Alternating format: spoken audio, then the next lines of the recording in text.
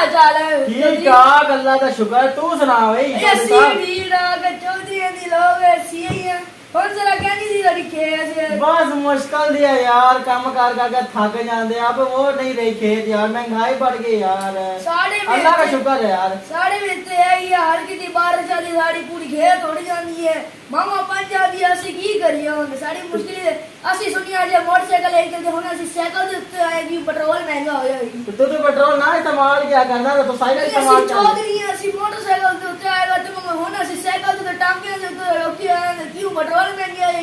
ਜਿਵੇਂ ਹੋਈ ਤਬਦੀਲੀ तो ਨਹੀਂ खेत छोड़ दे यार। ਉਹ ਅਸੀਂ ਪਾਕਿਸਤਾਨ ਵਿੱਚ ਉਹ ਬੜੀ ਉਮੀਦ ਰੱਖੀ ਸੀ। ਹੁਣ ਜਦ ਪਾਕਿਸਤਾਨ ਦੇ ਲੋਕ ਬਾਜਾ ਬਣਾ ਸ਼ੁਰੂ ਹੋ ਗਏ ਉਹ ਵੀ ਉਮੀਦ ਖਤਮ ਹੋ ਜਾਣੀ ਸਾਡੀ ਵਿੱਚ। तो टेंशन ना लिया कर यार, तेरा रंग काला हो गया यार। की पींदा दूध पिया कर यार, मारे तो दूध पिया कर यार, रंग चिट्टा होया कर। अगर मानी का दूध पीना सारा रंग चिट्टा है तो सुध मेरे मेरा कट्टे का रंग चिट्टा हो तो करे तो दूध पी। वो कट्टा यार, तू तो इंसान है यार। असली इंसान वो कट्टा है, असली उसे तो बच्चे नहीं लोग कट्टा होता बच्चा है यार तेरा जिस्म बढ़ गया यार, तू बहुत कमजोर हो गया यार। पर खाया पिया कर चौधरी भाई फसल ही नहीं उगती भाई, कभी रोटी नहीं लगती भाई। होना सूखी दाल नाल खिचड़ी भजड़ी खाई जाते पे। इन्ना तू सुक्का चौधरी हो गया यार, पक्का लगा तो उड़ जाना यार। असली अपने मुंडे नु और पे शहर पे हले मुंडे ने भेजवा तो पैसे ही नहीं है सारे को, कितरू लेके आइए। सारी फसल खराब हुई है। तो अपनी खेत बेच ना यार, खेत बेचेगा तो तू पैसा कर लेगा ना। और खेल में तो रोजी रोटी कैसे पकावांगे असी किस बाद असी जाने चौधरी चौधरी की कोल खेत ना रहे तो कई काम हो चौधरी। तो अभी तू थका चौधरी है यार, तेरा कमजोरी चौधरी है तू।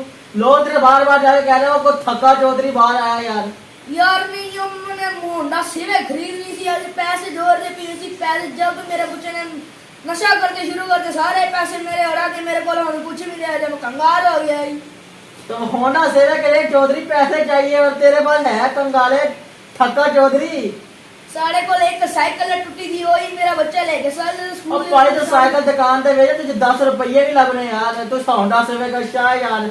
अरे ये डेटॉल के पैकेट लेने जाए तो उधर वो 100 ला सुना। और डेटॉल का पैकेट नहीं होता है यार, डेटॉल की बोतल होती है यार। और इन्ना तो अंग्रेज। चलो ठीक है भाई फिर अगले बार मिलेंगे। चल यार।